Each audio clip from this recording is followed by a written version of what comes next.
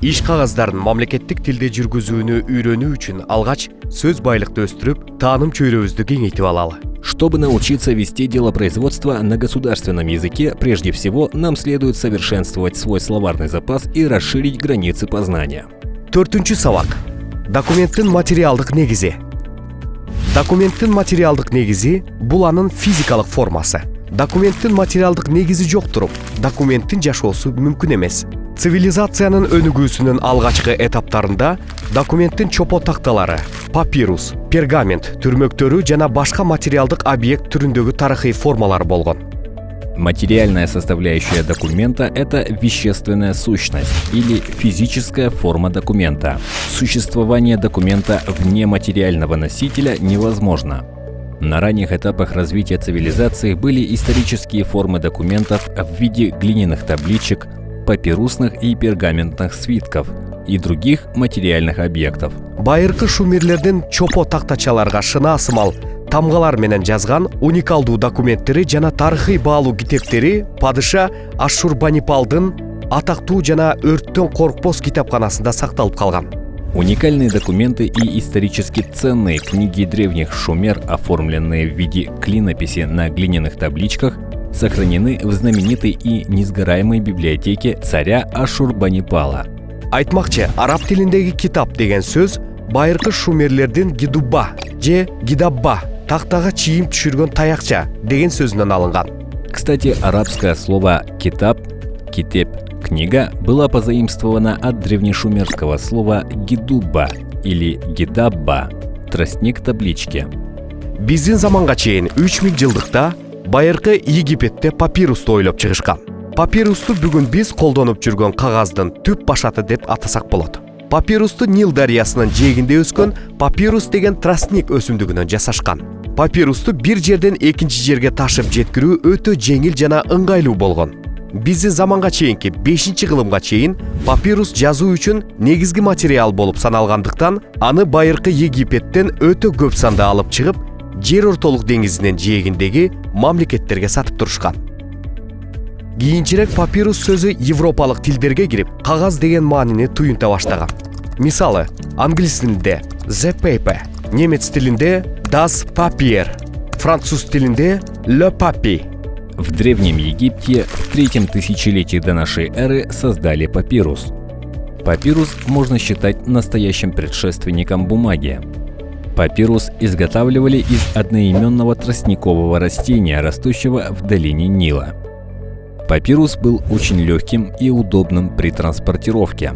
Из Древнего Египта папирус в больших количествах вывозился в страны Средиземноморья, оставаясь до V века нашей эры одним из основных материалов для письма.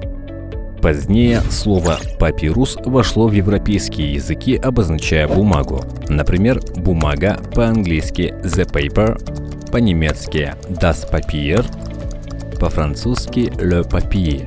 Биздин заманга чейинки 2-кылымда Пергам падышачылыгында Кичи Азияда жазуу үчүн жаңы материал ойлонулуп табылып, ал пергамент деген аталышка ээ болгон. Пергаментте козу, музо, улак сыяктуу жаш жаныбарлардын атайын ыкма менен ийленген терисинен алышкан. Папируска караганда пергамент өтө бышык, чыдамдуу жана ийкемдүү материал болгон.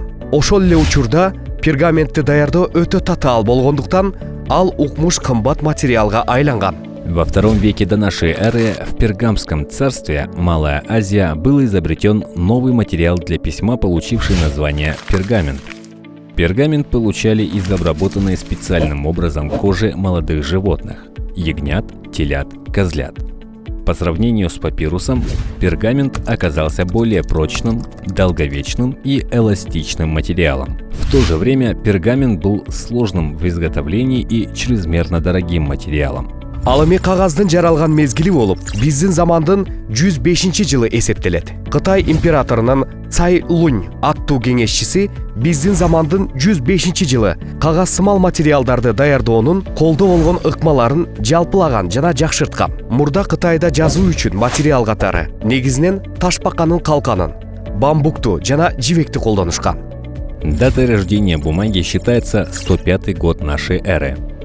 В 105 году нашей эры советник китайского императора Цайлунь обобщил и усовершенствовал уже имеющиеся способы изготовления бумагоподобных материалов. Ранее в Китае в качестве материалов для письма в основном использовали панцирь черепахи, бамбук и шелк. Кыргыздар тарых бетинде улуу кыргыз дөөлөтү деген аталыш менен калып, империялык формадагы мамлекет курган жана Орхон Енисей жазуусу деген жазууну жараткан эл. Байыркы кыргыздардын документтештирилген маалыматтарынын материалдык объектиси катары таш китепти жана кийиз китепти атоого болот. Кыргызы являются народом, которому удалось построить государство в имперской форме под названием Кыргызское Великодержавие и творцом архоно-енисейской письменности. В качестве материальных объектов документальной информации древних кыргызов можно назвать Таш-китеп – каменная книга, и Кийиз-китеп – вайлочная книга. Демек, тар маанисинде документ бул чопо тактасы, папирус, пергамент, сөөк, таш кийиз, кагаз, флешка сыяктуу кандайдыр бир материалдык заттын бетине текст же иденттештирүүгө мүмкүн болгон реквизиттер түрүндө чагылдырылган маалымат. Документ түшүнүгүнүн кеңири маанисинде китептер да, скульптура да, видеоматериалдар да документ болуп саналышат. Таким образом, в узком смысле документ – это информация или сведения в форме текста, звука или идентифицируемых реквизитов, отраженных на таких материальных носителях, как глиняные таблицы, папирус, пергамент, писчий материал из козьей или телячьей кожи, кости, камень, войлок, бумага, флешка. А в широком смысле и книга, и скульптура, и видеоматериалы являются документами. Ошентип тарыхтын жүрүшүндө маалымат жазылган заттык нерселер тынымсыз өзгөрүп турган. 20-кылымдан тарта документ жүргүзүүнү автоматташтыруу максатында компьютерлер кеңири колдоно баштаган. На протяжении истории носители информации менялись. В ходе исторического развития ими были глиняные таблички, папирус, бумага, книги, журналы, буклеты, перфокарта, фотопленка, микрофиш, магнитные дискеты, компакт-диски, дискета, магнитная лента и тому подобное.